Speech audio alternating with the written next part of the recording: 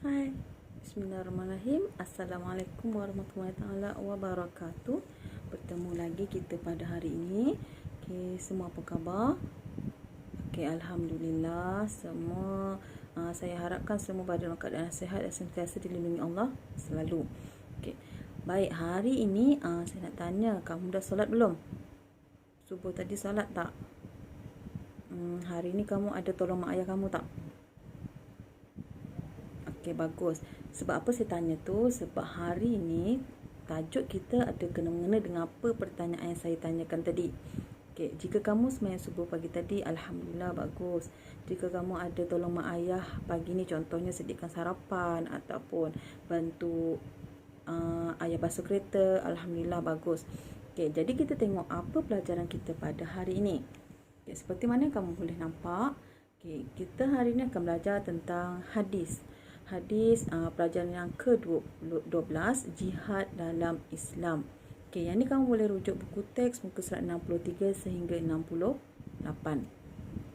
Okey, objektif pembelajaran kita pada hari ini. Okey, yang pertama, membaca hadis dan terjemahan hadis dengan betul. Kedua, kita dapat menerangkan sekurang-kurangnya dia memang tiga amalan yang diperintahkan dalam hadis. Okay, yang ketiga, menyatakan maksud jihad dan hukumnya.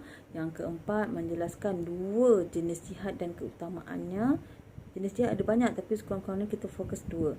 Okay, lepas tu yang kelima, kita dapat menerangkan tiga kelebihan jihad sekurang-kurangnya. Okay, dan last sekali dapat menghuraikan apa dia pengajaran yang kita dapat daripada hadis. Baik, kita baca hadis dengan betul. Jom kita baca hadis. Okay. An Abdullah ibn Mas'ud radhiyallahu anhu qala sa'altu an-nabi sallallahu alaihi wasallam ayyul amali ahabbu ila Allah qala as-salatu ala waqtiha qala thumma ayyu qala birrul walidaini qala thumma ayyu qala al-jihadu fi sabilillah. Okey, ini adalah hadis yang kita akan pelajari pada hari ini. Nanti kita akan tengok hadis berkenaan dengan apa. Okey. Kita tengok seterusnya. Ini adalah maksud hadis tadi.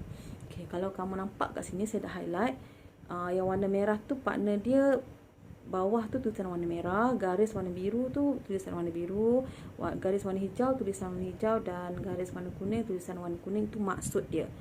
Okey. Terjemahan daripada hadis yang saya bacakan tadi, Abdullah ibn Mas'ud radhiyallahu anhu berkata, saya bertanya kepada Rasulullah sallallahu alaihi wasallam, amalan manakah yang paling disukai Allah Subhanahu wa taala? Baginda bersabda, solat pada waktunya. Ibnu Mas'ud radhiyallahu anhu bertanya lagi, apakah pula selepas itu? Baginda menjawab, berbakti kepada ibu bapa. Ibnu Mas'ud radhiyallahu anhu bertanya lagi, apakah pula selepas itu? Baginda menjawab, berjihad di jalan Allah Subhanahu wa taala. Okey, baik, ini adalah terjemahan hadis yang saya telah bacakan tadi. Okey, kemudian kita tengok. Okey, ini adalah cetusan minda. Okey, kenapa ya solat berada di tempat yang pertama dan paling disukai Allah Subhanahu wa taala? Kenapa? Cuba jawab, siapa tahu? Okey, betul. Solat berada di tempat yang pertama kerana solat ni adalah kemuncak hubungan manusia dengan Allah Subhanahu wa taala. Dia adalah kemuncak hubungan kita dengan Allah. Sebab itu dia berada di tempat yang pertama, yang first kali. Dalam rukun Islam pun solat berada selepas mengucap dua kalimah syahadah, kemudian solat. Okay, jadi kita nampak kat situ betapa solat ini sangat penting dan utama. Kita tengok seterusnya. Okey, ditanya lagi, bagaimana anda mengurus masa agar dapat menunaikan solat pada awal waktu? Macam mana cara dia? Ya, betul. Macam mana kita nak solat di awal waktu? Okey, kita contohnya 10 minit ataupun 5 minit sebelum masuk waktu solat, kita ambil wuduk siap-siap. Kita mengaji. Jadi masuk waktu solat, kita terus solat. Itu adalah salah satu cara. Kalau contoh sembahyang subuh, kita pasang alarm ataupun pasang jam supaya kita dapat bangun awal. Okey, itu adalah salah satu caranya. Mungkin ada cara lain, nanti kamu boleh share dengan saya. Okey, kita tengok maksud jihad. Okey, dalam hadis tu tadi ada 3 perkara. 3 perkara yang Allah suka. Pertama, solat pada awal waktu. Yang kedua, berbakti kepada ibu bapa. Dan yang ketiga adalah berjihad di jalan Allah. Okey. Kalau tadi saya dah cakap, solat adalah kemuncak hubungan manusia dengan Allah. Berbakti kepada ibu bapa pula kemuncak hubungan sesama manusia. Jihad pula merupakan amalan yang dapat memastikan kemuliaan umat Islam sentiasa terpelihara. Jadi hari ini memang kita akan fokus kepada jihad. Kita tengok apa maksud jihad. Ini kamu boleh tengok buku teks muka surat 64. Okey. Jihad bermaksud adalah, apa maksud jihad? Okey. Jihad maksudnya adalah mengorbankan diri di jalan Allah Subhanahu Wa Taala. Ini dari segi bahasa. Dari segi istilah, menggunakan seluruh kemampuan yang kita miliki dengan tujuan untuk menegakkan agama Islam dan mempertahankan agama Islam. Itu maksud daripada istilah. Okey, kemudian kita tengok keutamaan jihad. Jihad ni kamu kena ingat dia ada 2 hukum. Satu fardu ain, yang kedua fardu kifayah. Bila jihad ni jadi fardu ain? Okey, bila ketika umat Islam ditindas atau negara kita diserang oleh musuh. Okay. Jadi pada waktu itu setiap Muslim wajib mempertahankan negara dengan harta dan jiwa raga kita. Okay. Jadi waktu tu jihad ni fardu ain. Maksudnya setiap individu kena berjihad. Okay. Yang kedua adalah fardu kifayah. Fardu kifayah ni hukumnya jadi apabila dalam suasana yang aman, umat Islam harus bersiap sedia menjaga keamanan negara daripada pencerobohan musuh atau pemberontakan. Jadi fardu kifayah ni maksudnya jika ada, contohnya sekarang ni tentera ataupun polis sedang menjaga negara. Jadi hukumnya adalah fardu kifayah, bukan setiap individu yang kena jaga. Okay, jadi beza kat situ. Kalau fardu ain tadi, negara ni tengah diserang oleh musuh. Tapi fardu kifayah, negara kita aman tapi kita masih berjaga-jaga. Jelas? Okay. Kelebihan berjihad di jalan Allah Subhanahu Wa Taala. Okay, antaranya yang pertama ni kelebihan bila kita berjihad di jalan Allah. Pertama, diampunkan dosa. Kedua, mendapat rahmat dan kasih sayang Allah Subhanahu Wa Taala. Yang ketiga, mendapat ganjaran pahala yang berlipat ganda. Bukan satu tapi berlipat ganda.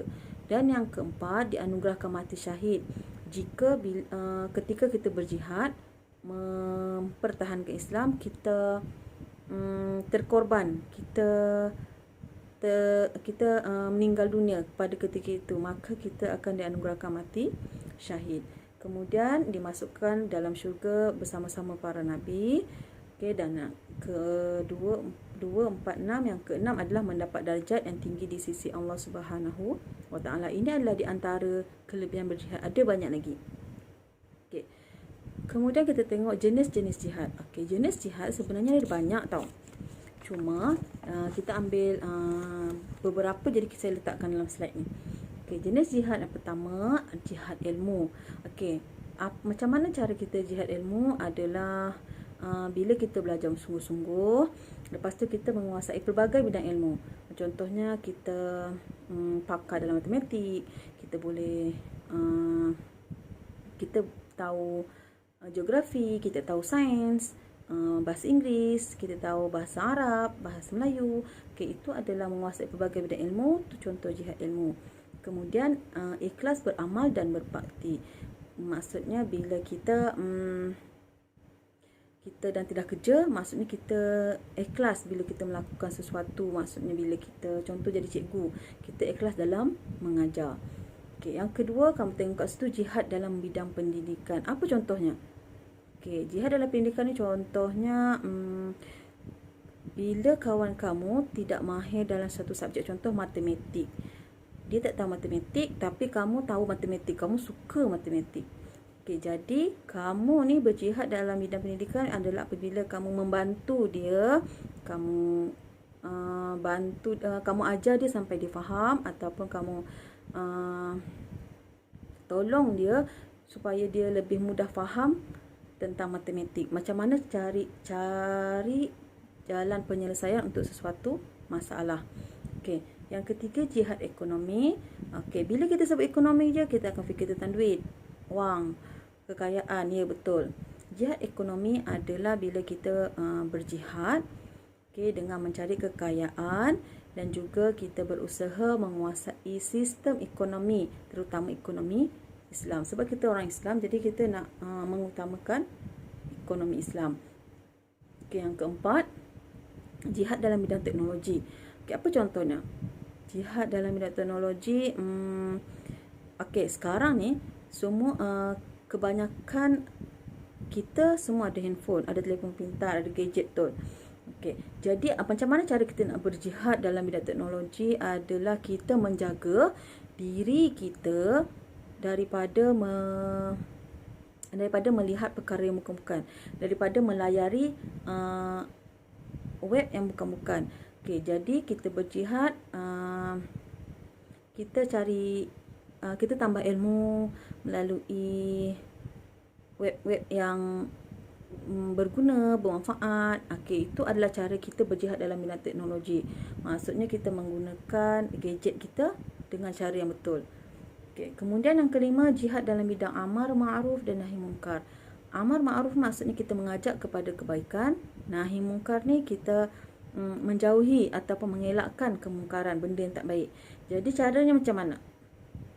Okey, contoh kita nampak kawan kita buat perkara yang tidak baik. Okey, amar ma'ruf, kita ajak dia buat benda baik, maksudnya tinggalkan perkara tu. Nahi mungkar, kita cakap dengan dia jangan buat perkara tu sebab tu perkara yang tidak baik. Itu adalah contoh jihad dalam bidang amar ma'ruf nahi mungkar. Okey, jelas? Ini adalah di antara jenis-jenis jihad. Dia ada banyak lagi. Okey, kita pergi seterusnya. Terakhir sekali adalah pengajaran hadis. Dalamnya saya tulis 3, tapi dalam buku ada 5. Kamu boleh tengok buku teks muka surat 68. Okey, pengajaran hadis. Okey, apa yang kita dapat ambil daripada hadis tadi? Yang pertama, kita hendaklah melakukan amalan yang disukai Allah Subhanahu Wa Taala untuk menjadi umat yang cemerlang di dunia dan di akhirat. Nombor 2, kita wajib menunaikan solat pada waktunya agar menjadi umat yang berdisiplin dan sentiasa menghargai masa. Kemudian yang ketiga, kita wajib berbakti kepada ibu bapa untuk mendapat keredaan Allah Subhanahu Wa Taala dan kebahagiaan hidup. Okey, dan nombor 4, saya tambah ya. Nombor 4, kita hendaklah mempertahankan negara daripada musuh dan anasir yang negatif agar negara aman damai. Dan yang kelima, umat Islam dituntut agar beramal mengikut keutamaan supaya dapat memberikan kesan yang maksimum. Okey, baik. Ini jadi adalah pengajaran hadis yang kita telah dapat daripada hadis yang kita baca awal-awal tadi. Okey, itu sahaja. Stay at home, kita jaga diri baik-baik. Terima kasih sebab dengar penerangan saya. Okey, itu sahaja untuk hari ini. Okey, terima kasih. Bye. Assalamualaikum.